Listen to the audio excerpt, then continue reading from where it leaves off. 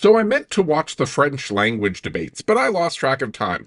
I did, however, manage to catch this nugget. My father was a francophone from Saskatchewan. I lost my French a little bit when I was a teenager, but I married a Quebecer. Our children speak French, and I understand why French needs to be protected. And Oh, so that's what her accent is. French Canadian. Placer de poder ser una voz fuerte para el pueblo latino y la gente de Venezuela. Muchísimas gracias. Here I thought it was from a totally different place. Now that I hear him say it, though. Also, he says that his kids speak French. For those unaware, Pierre has two children. One, I believe, is his 3-year-old son, who they named Cruz. Yes, they do seem to be that couple.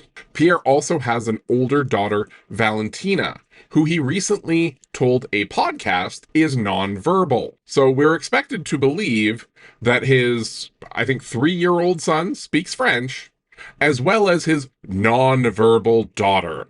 I have to ask, what does Pierre think French is? Like, the only way that this is not an outright lie is that if his daughter gets cut off in traffic, she just makes the most vulgar gestures. And to be clear, I am mocking him, not his daughter. Autism is not a punchline. Unless you're an autistic comedian. Based on personal experience, it is then often a punchline. Sometimes it's a punchline too often, but they often seem to have trouble reading the room. What I just find so weird is why he'd tell such an awkward lie that is so easily disprovable. I get that people who like him generally aren't big fans of questioning one statement that their political priest makes against another statement, but this just seems so unnecessary.